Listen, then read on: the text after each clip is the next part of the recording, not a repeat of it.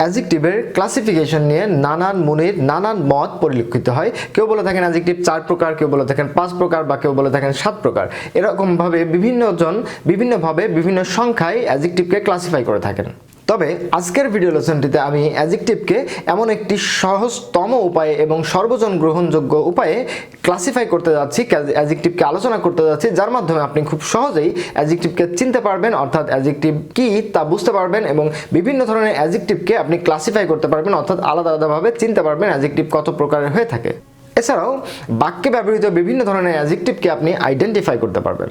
আমি আপনাদেরকে নিশ্চয়তা দিয়ে বলতে পারি আজকের ভিডিও লেসনটি বিভিন্ন ধরনের একাডেমিক পরীক্ষা, বিশেষ করে SSC, JSC, HSC, admission test সহ বিভিন্ন ধরনের চাকরি পরীক্ষার প্রস্তুতি গ্রহণকারীদের জন্য অনেক বেশি গুরুত্বপূর্ণ হয়ে উঠতে চলেছে। কারণ এই ভিডিও লেসনটি দেখার পরে আপনার অ্যাডজেক্টিভ নিয়ে যে কোনো ধরনের ডাউট, যে কোনো ধরনের কনফিউশন ক্লিয়ার হতে চলেছে। বরাবরের মতোই আমি মোহাম্মদ আলী আছি আপনাদের সাথে। আপনি যদি প্রথমবারের মতো এই চ্যানেলটিতে এসে থাকেন অথবা এখনও আমাদের চ্যানেলটি সাবস্ক্রাইব না করে থাকেন, তাহলে অবশ্যই নিচে লাল রঙের সাবস্ক্রাইব বাটনটি প্রেস করুন এবং পাশে থাকা ঘন্টাটি বাজিয়ে দিন, যাতে করে আমাদের পরবর্তী কোনো ভিডিও আপনি মিস না করেন। তো আর দেরি কেন, চলুন ফিরে আসি ছোট্ট একটি ইন্ট্রোর পর।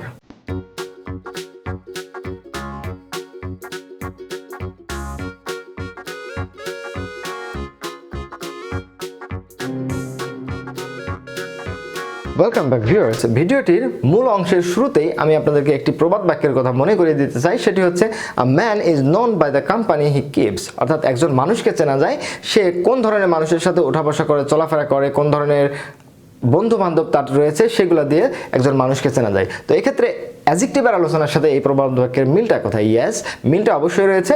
একটি অ্যাডজেক্টিভ, কোনো শব্দ অ্যাডজেক্টিভ হিসেবে বাক্যে ব্যবহৃত হচ্ছে কিনা তা যদি আপনি জানতে চান, তাহলে আপনাকে বুঝতে হবে, জানতে হবে অ্যাডজেক্টিভ কোন ধরনের শব্দের সাথে, কোন পার্ট অফ স্পিচের সাথে সম্পর্কিত, কোন পার্ট অফ স্পিচের সাথে ওঠা বসা করে, চলাফেরা করে। ইয়েস, তার উত্তর হচ্ছে অ্যাডজেক্টিভ কোনো নাউন বা প্রোনাউনের সাথে সম্পর্কিত, অর্থাৎ কোনো নাউন বা প্রোনাউনের সাথে ওঠা বসা করে, চলাফেরা করে, এর সাথেই এর আত্মীয়তা। তো আমাদের ট্র্যাডিশনাল গ্রামারের আলোচনায় অ্যাডজেক্টিভকে এভাবে সংজ্ঞায়িত করা হয়, সেটা হচ্ছে যে শব্দের মাধ্যমে কোনো নাউন বা প্রোনাউনের দোষ, গুণ, অবস্থা, সংখ্যা, পরিমাণ এ ধরনের কিছু নির্দেশ করে, সেই শব্দটি হচ্ছে একটি অ্যাডজেক্টিভ। Okay fine. এক্ষেত্রে আমি ব্যাপারটাকে আরও সহজে আলোচনা করার জন্য এখানে যে কয়েক ধরনের অ্যাডজেক্টিভ রয়েছে, সেই অ্যাডজেক্টিভগুলোকে আমি কয়েকটি সিম্পল প্রশ্নের মাধ্যমে মনে রাখার চেষ্টা করব। এবং এই যে সম্পর্ক, এখন প্রশ্ন হচ্ছে এই যে নাউনের সাথে অ্যাডজেক্টিভের বা প্রোনাউনের সাথে অ্যাডজেক্টিভের সম্পর্ক, এই সম্পর্কটা আমি বুঝবো কিভাবে? হ্যাঁ, এই সম্পর্ক বোঝার জন্য আমি কয়েকটি প্রশ্ন আপনাদেরকে সাজেস্ট করব, কয়েকটি টিপ দিব, যে টিপসগুলোর মাধ্যমে আপনি খুব সহজেই কোনো অ্যাডজেক্টিভ কোন অ্যাডজেক্টিভ নাউনের সাথে কিভাবে সম্পর্কিত সেটা আপনি খুব সহজেই বুঝতে পারবেন। ক্লাসিফিকেশন অফ অ্যাডজেক্টিভ, অর্থাৎ অ্যাডজেক্টিভ কত প্রকারের হতে পারে। তো আসুন এক নজরে দেখে নেওয়া যাক অ্যাডজেক্টিভ কত রকমের হয়। প্রথমত অ্যাডজেক্টিভ 4 রকমের: adjective of quality, adjective of quantity, এরপরে আসে নিউমারাল অ্যাডজেক্টিভ অর্থাৎ adjective of number. Adjective of নাম্বারের আন্ডারে আরও কয়েক রকমের অ্যাডজেক্টিভ রয়েছে। এরপরে আসে প্রোনোমিনাল অ্যাডজেক্টিভ অর্থাৎ অ্যাডজেক্টিভ অফ প্রোনাউন, অর্থাৎ প্রোনাউন থেকে যে অ্যাডজেক্টিভগুলো আসে সেগুলোও কয়েক রকমের হতে পারে। এরপরে রয়েছে আরও আদার অ্যাডজেক্টিভস, অর্থাৎ আরও কিছু এক্সেপশনাল টাইপ অফ অ্যাডজেক্টিভ রয়েছে, সেগুলো আমরা একে একে ধাপে ধাপে দেখব। তার আগে শুরুতে আমরা আলোচনা করি অ্যাডজেক্টিভ অফ কোয়ালিটি কি। অ্যাডজেক্টিভ অফ কোয়ালিটি কি তা বোঝার জন্য আমরা প্রথমে একটি সেন্টেন্স দেখে নেই। সেটা হচ্ছে Sajid is a brilliant student. Sajid একজন মেধাবী ছাত্র।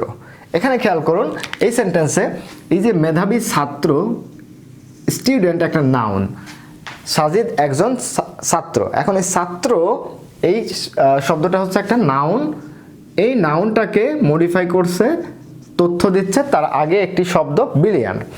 এখন আমার পরামর্শ, এখন এই নাউনটাকে যদি আমি প্রশ্ন করি সাজিদ কেমন ছাত্র, উত্তরে আসছে ব্রিলিয়ান্ট অর্থাৎ মেধাবী ছাত্র। এখন এই মেধাবী ছাত্র, এই ব্রিলিয়ান্ট শব্দটাকে আমি বলছি অ্যাডজেক্টিভ অফ কোয়ালিটি।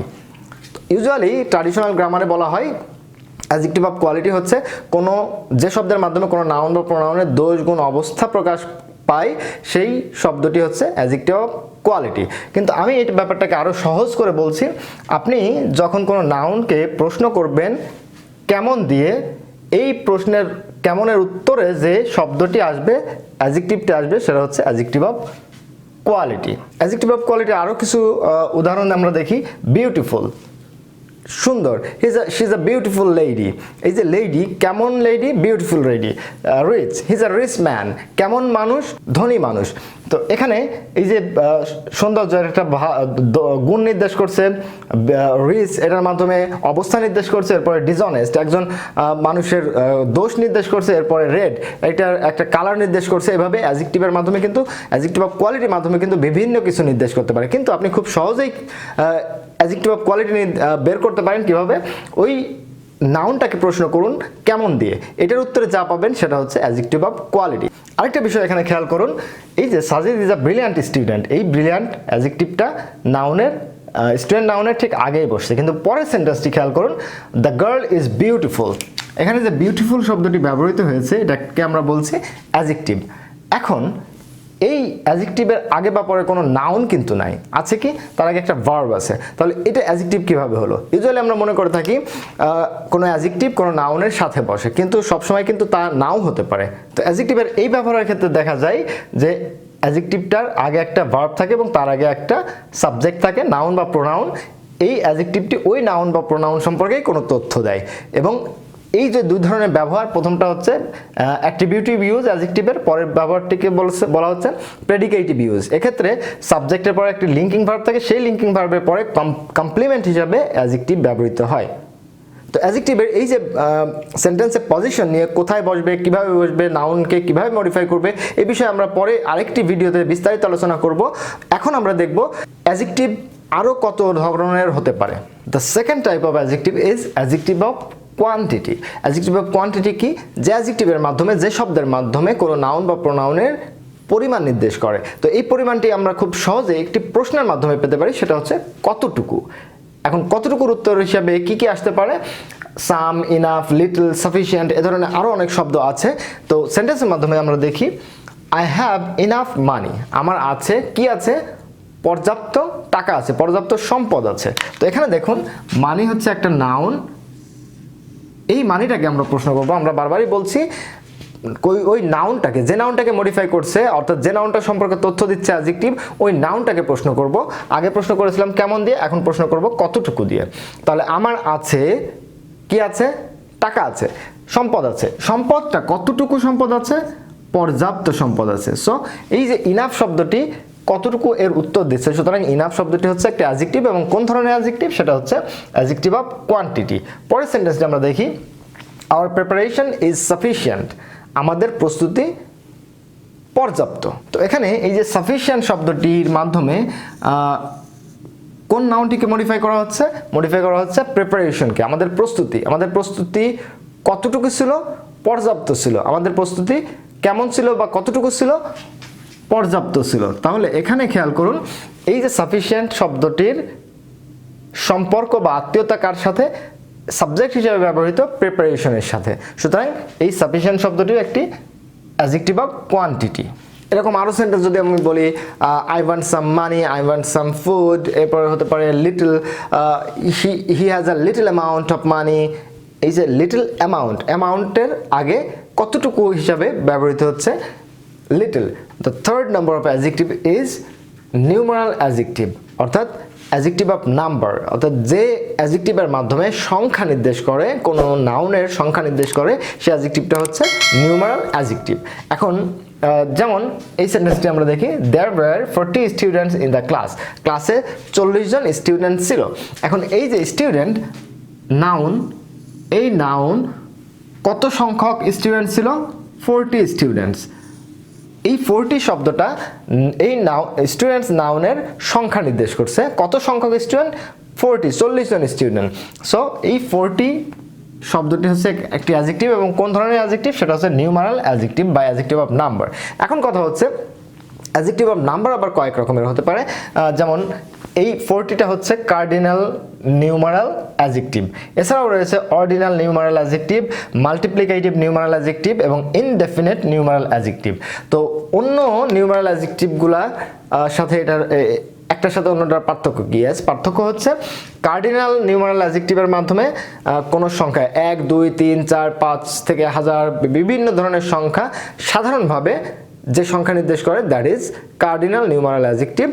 এবং পরেরটা আসে অর্ডিনাল নিউমারাল অ্যাডজেক্টিভ, অর্থাৎ ক্রমবাচকতা, first, second, third, fourth, fifth, এই যে একটার পর আরেকটা যে ক্রমান্বয়ে আসে, এই অ্যাডজেক্টিভটার নাম হচ্ছে অর্ডিনাল নিউমারাল অ্যাডজেক্টিভ।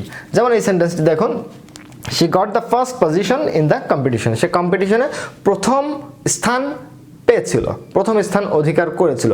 এখন এই যে ফার্স্ট পজিশন, পজিশন হচ্ছে নাউন, অবস্থান, কততম অবস্থান পেয়েছিল বা কত সংখ্যক অবস্থান পেয়েছিল, ফার্স্ট পজিশন। সো ফার্স্ট হচ্ছে একটা অর্ডিনাল নিউমারাল অ্যাডজেক্টিভ, কারণ এটার মাধ্যমে ক্রম নির্দেশ করছে, সিরিয়াল নির্দেশ করছে। এবং একটা বিষয় আপনাদেরকে এখানে বলে রাখি, সেটা হচ্ছে অর্ডিনাল নিউমারাল অ্যাডজেক্টিভের আগে সবসময় দা ব্যবহৃত হয় আর্টিকেল হিসেবে। অন্যগুলোর সাথে কোনো আর্টিকেল বসানোর বাধ্যবাধকতা নাই, কিন্তু অর্ডিনাল নিউমারাল অ্যাডজেক্টিভের আগে দা ব্যবহৃত হবে, এটা গ্রামাটিক্যালি ফিক্সড। এরপরে অ্যাডজেক্টিভ অফ নাম্বার হচ্ছে মাল্টিপ্লিকেটিভ নিউমারাল অ্যাডজেক্টিভ। এখন মাল্টিপ্লিকেটিভ অ্যাডজেক্টিভ কি? মাল্টিপ্লিকেটিভ অ্যাডজেক্টিভ হচ্ছে কোনো নাউনের সংখ্যা কত গুণ তা নির্দেশ করে।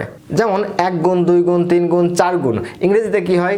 Single, double, triple, 4 fold, 5 fold, 6 fold. এক্ষেত্রে একটি বিষয় খেয়াল করবেন, সেটা হচ্ছে ট্রিপলের পরে গিয়ে, 3 গুণের পরে গিয়ে সেগুলা সাধারণ সংখ্যার সাথে ফোল্ড যুক্ত হয়। যেমন 6 গুণ অর্থাৎ 6 ফোল্ড, অর্থাৎ কার্ডিনাল নাম্বারের পরে ফোল্ড যুক্ত করে মাল্টিপ্লিকেটিভ নাম্বার হতে পারে।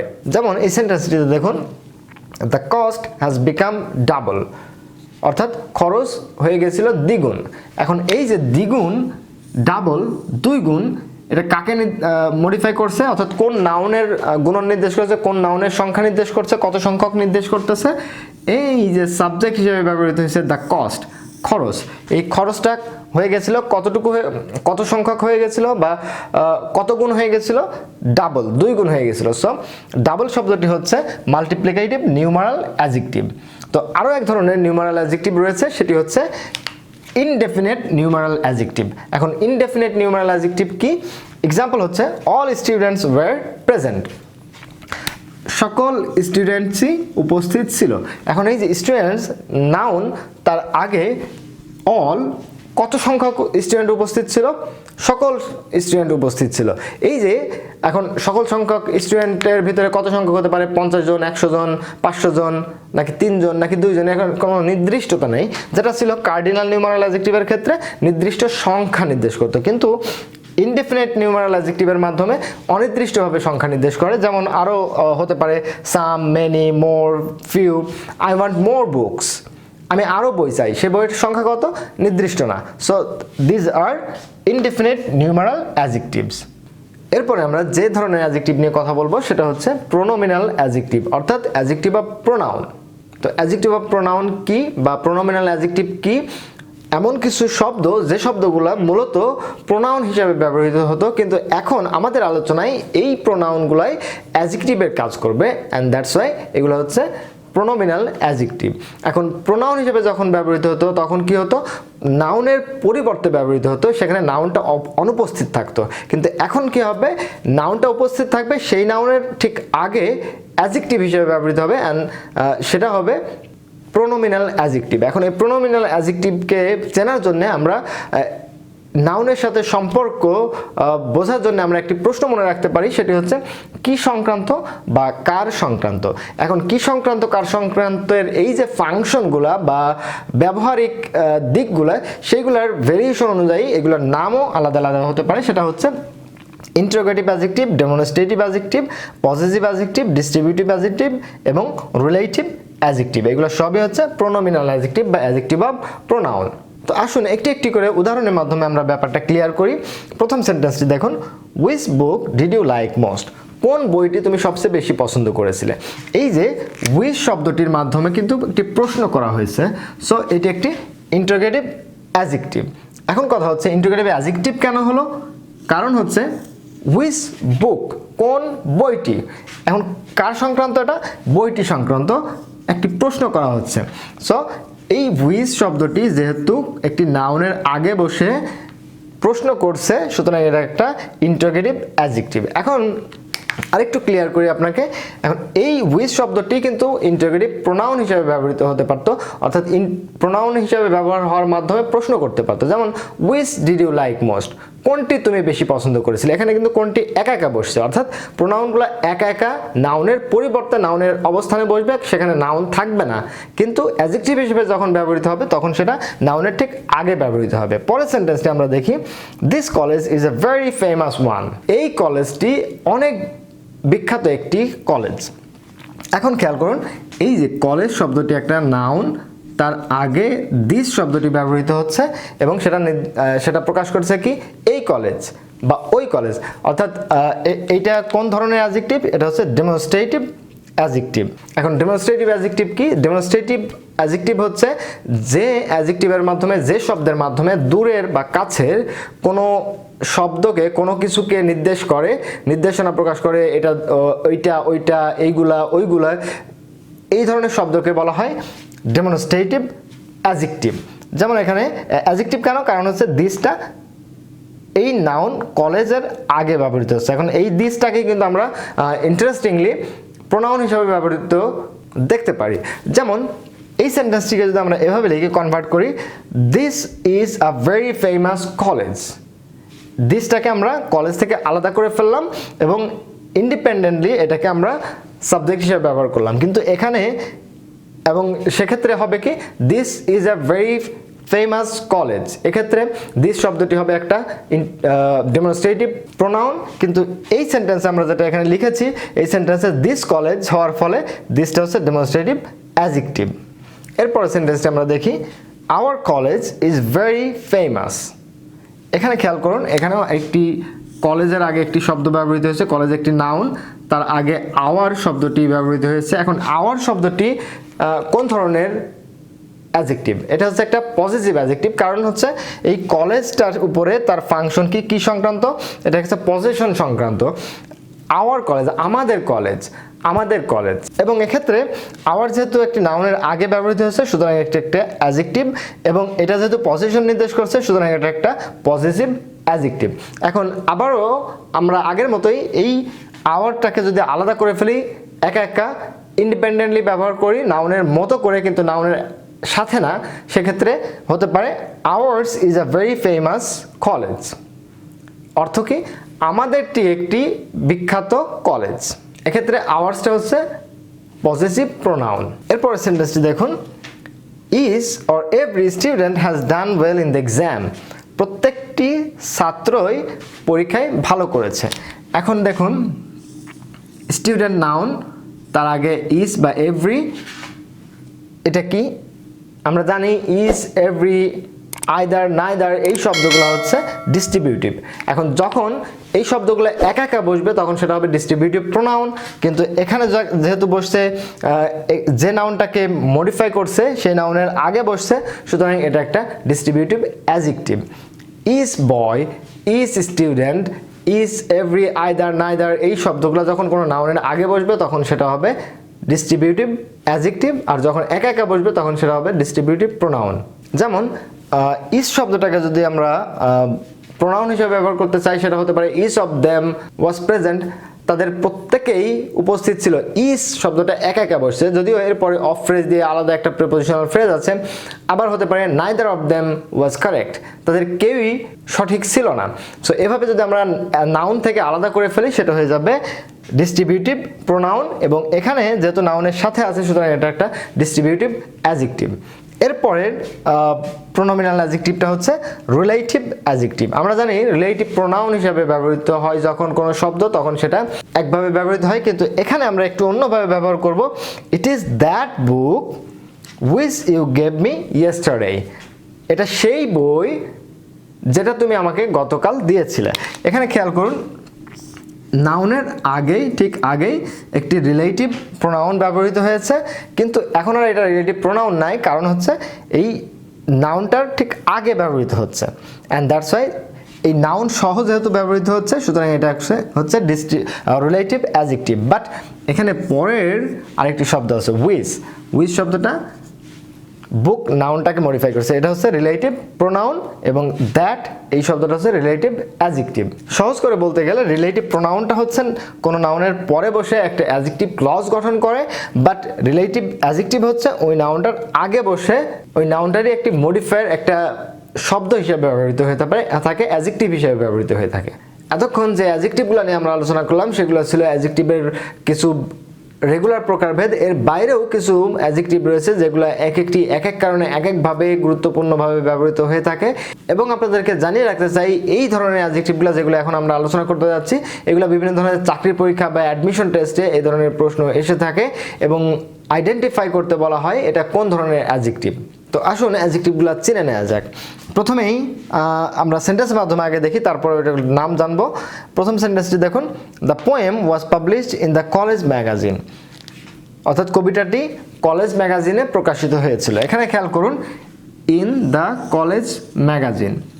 এই যে ম্যাগাজিন শব্দটা, ম্যাগাজিন ক্রয়পত্র বা সাময়িকী, সেই সাময়িকীটা কোন ধরনের সাময়িকী?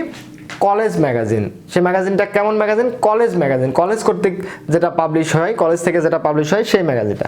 এখন খেয়াল করুন এখানে একটি বিষয়, কলেজ শব্দটাকে আমরা ইউজুয়ালি নাউন হিসেবে চিনি, কিন্তু এখানে কলেজের ফাংশনটা কি? ফাংশন হচ্ছে এই ম্যাগাজিন নাউনটাকে মডিফাই করছে, অ্যান্ড দ্যাটস ওয়াই এইটা যেহেতু অরিজিনালি নাউন কিন্তু ফাংশন করতেছে, কাজ করছে এখানে অ্যাডজেক্টিভে, সুতরাং এটার নাম হচ্ছে নাউন অ্যাডজেক্টিভ। এ ধরনের আরও উদাহরণ যদি আমরা দিই, যেমন Bangla language, Bangla literature, the history বুক, এই যে নাউনগুলো যদি আরেকটা নাউনকে মডিফাই করে তখন সেই নাউনগুলোকে বলা হয় নাউন অ্যাডজেক্টিভ। এরপরের সেন্টেন্সটা আমরা দেখি, this very pen is mine. অর্থ কি? অর্থ হচ্ছে এই কলমটি আমার। এখানে খেয়াল করেন এই ভেরিটাকে যদি আমরা বাদ দিই তাহলে হচ্ছে কি, দিস পেন ইজ মাইন, এই কলমটি আমার। এখন দেখুন এই যে কলমটির আগে আরও একটি শব্দ অতিরিক্ত আমরা ব্যবহার করেছি, ভেরি। তো এই ভেরি শব্দটা অ্যাডজেক্টিভের কাজ করতেছে। এখন ফাংশনটা কি? ফাংশন হচ্ছে এর কোনো কিছুর উপরে বিশেষভাবে জোর দেওয়া, এমফাসাইজ করা, অ্যান্ড দ্যাটস ওয়াই এই ভেরি শব্দটা হচ্ছে একটি এমপ্যাথিক অ্যাডজেক্টিভ। ইন জেনারেল আমরা অ্যাডজেক্টিভ বলতে পারি, কিন্তু আমরা যদি নির্দিষ্টভাবে বলি তাহলে এই যে রেগুলার যে প্রকারভেদগুলো রয়েছে তার ভিতরে কিন্তু এটা পড়ে না, এটা একটু বিশেষ ধরনের ব্যবহার, অ্যান্ড দ্যাটস ওয়াই এটা আলাদা আমরা নাম দিচ্ছি, সেটা হচ্ছে এমপ্যাথিক অ্যাডজেক্টিভ। এরকম আরও একটি অ্যাডজেক্টিভ আছে, সেটা হচ্ছে own. This is my own house, এটা আমার নিজের বাড়ি। এই যে অতিরিক্তভাবে জোর দেওয়া হচ্ছে, and that's why this is emphatic adjective. এরপর সেন্টেন্সটা আমরা দেখি, হি পার্টিসিপেটেড ইন, এখানে একটি আর্টিকেল দরকার, he participated in a 2 month long training. এখানে খেয়াল করুন এই যে একটা নাউন ফ্রেজ, এই ফ্রেজের নাউন মূল শব্দটা হচ্ছে ট্রেনিং। এখন সে একটা 2 মাস ব্যাপী ট্রেনিংয়ে অংশগ্রহণ করেছিল। এই যে ট্রেনিং শব্দটা নাউন, তার আগে অ্যাডজেক্টিভ হিসেবে মডিফায়ার হিসেবে ব্যবহৃত হচ্ছে একটা লম্বা শব্দ, 3 শব্দের সমন্বয়ে গঠিত একটি শব্দ, সেটা হচ্ছে 2 month লং। এখন এই 3 শব্দ মিলে যেহেতু একটি পার্ট অফ স্পিচের কাজ করতেছে, সুতরাং এটা একটা কম্পাউন্ড অ্যাডজেক্টিভ। এবং কোন পার্ট অফ স্পিচের কাজ করছে? অ্যাডজেক্টিভের কাজ করছে, কারণ এটা ট্রেনিং নাউনটা ঠিক আগে ব্যবহৃত হয়েছে। এখন আরেকটি বিষয় এখানে খেয়াল করুন, সেটা হচ্ছে একাধিক শব্দ যদি একটি পার্ট অফ স্পিচের এখানে এই কনটেক্সটে অ্যাডজেক্টিভের কাজ করছে এবং এই শব্দগুলোর মাঝখানে কিন্তু হাইপেন দিয়ে যুক্ত আছে, অর্থাৎ হাইপেন দিয়ে যুক্ত থাকা একাধিক শব্দ যখন অ্যাডজেক্টিভের কাজ করবে সেটাকে আমরা বলবো কম্পাউন্ড অ্যাডজেক্টিভ। এরপরে যে অ্যাডজেক্টিভটি রয়েছে সেটা হচ্ছে এক্সক্লামেটরি অ্যাডজেক্টিভ।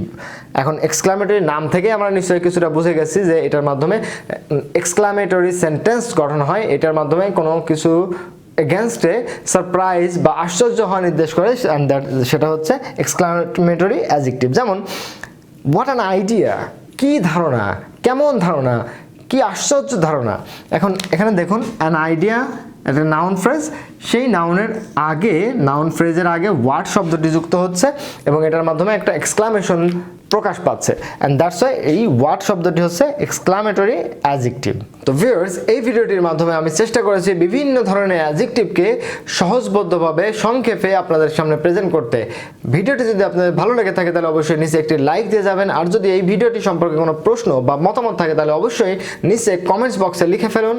আর যদি মনে করেন এই ভিডিওটি অন্যদের উপকারে আসতে পারে তাহলে অবশ্যই আপনার ফেসবুক বা অন্য কোনো সোশ্যাল নেটওয়ার্ক থেকে বন্ধুদের সাথে শেয়ার করুন। আর হ্যাঁ, আপনি যদি প্রথমবারের মতো এই চ্যানেলটিতে এসে থাকেন অথবা এখনও আমাদের চ্যানেলটি সাবস্ক্রাইব না করে থাকেন, তাহলে অবশ্যই নিচে লাল রঙের সাবস্ক্রাইব বাটনটি প্রেস করুন এবং পাশে থাকা ঘন্টাটি বাজিয়ে দিন, যাতে করে আমাদের পরবর্তী কোনো ভিডিও আপনি মিস না করেন। আর এতক্ষণ ধৈর্য ধরে আমার সাথে থাকার জন্য আপনাকে অনেক অনেক ধন্যবাদ।